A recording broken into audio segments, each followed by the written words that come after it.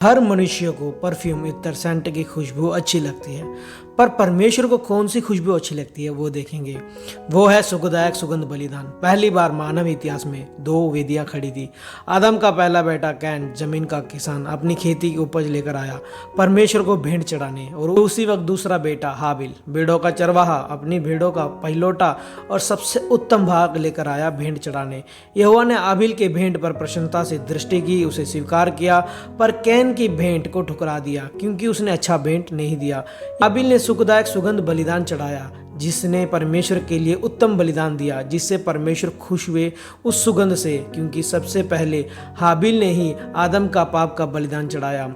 फिर सदियों बाद परमेश्वर ने मूसा को व्यवस्था दी, जिसमें कुछ बलिदान चढ़ाने को कहा। पशु बलिदान पापों के प्रायश्चित के लिए पूरी तरह जलाकर सुखदायक सुगंध के रूप में चढ़ाया जाता था, जैसे हाबिल ने चढ़ाया। अन्न बलि और मेल बलि, इस बलिदान में इसमें गेहूं का आटा, तेल, लोबान चढ़ाया जाता था। यह बलिदान पाप मिटाने के लिए नहीं, बल्कि धन्यवाद और अपने आप को समर्पित करने के लिए। लोग अपनी फसल का पहला और सबसे अच्छा हिस्सा परमेश्वर को देखकर मानते थे कि सब कुछ उसी से मिला है, जैसे हाबिल ने किया। धूप हर सुबह और शाम सोने की धूप वेदी पर जलाया जाता था। धुआं ऊपर उठता है, दृश्य गहरी सच्चाई कहता है। धूप जलाना सिर्फ एक रिवाज नहीं था, यह प्रार्थना, पवित्रता, निरंतर भक्ति और परमेश्वर की उपस्थिति का प्रतीक था, ताकि इज़राइल के लोग हर दिन याद रखें कि उनका जीवन परमेश्वर की आराधना के लिए है।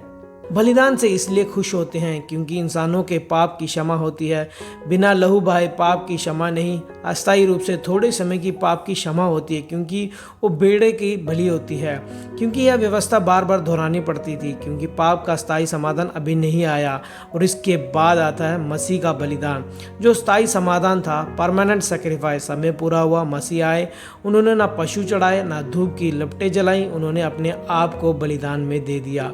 क्रूस पर उनका लहू बहा, यह बलिदान था।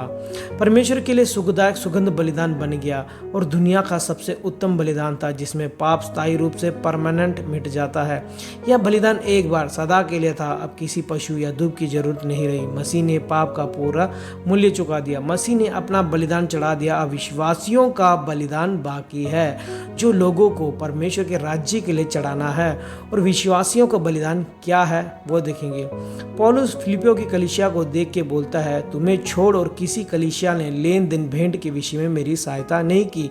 मतलब जब फिलिपियों के चर्च वालों ने पौलुस को दान, भेंट, ऑफरिंग इकट्ठा करके पौलुस को भेजा था, पौलुस ने अपनी चिट्ठी में लिखा, जो वस्तुएं तुमने इपफ्रोदितुस के हाथ से भेजी थी, उन्हें पाकर मैं तृप्त हो गया हूँ। वह तो सुखदायक सुगंध और ग्रहण करने के योग्य बलिदान है, जो परमेश्वर को भाता है, यानी कि परमेश्वर को अच्छा लगता है भेंट देना, ऑफरिंग देना।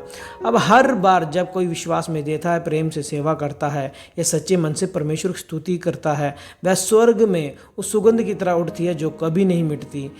अब आप लोगों को अच्छे से समझ आ गया होगा सुखदायक बलिदान क्या होता है। हाबिल का बलिदान, पुराने नियम के बलिदान को सब कुछ खत्म कर दिया मसीह के एक ही बलिदान ने। अब बचा है हमारा दान और भेंट का बलिदान, स्तुति बलिदान। तो परमेश्वर को अच्छा लगता है, परमेश्वर को भाता है, और हमेशा ही हमें करते रहना चाहिए, ताकि परमेश्वर के राज्य बढ़े। अगर वीडियो अच्छी लगी तो लाइक करो, शेयर करो और निशन अंडे चैनल को सब्सक्राइब करो। मिलते हैं नेक्स्ट वीडियो में। जय मसीह की।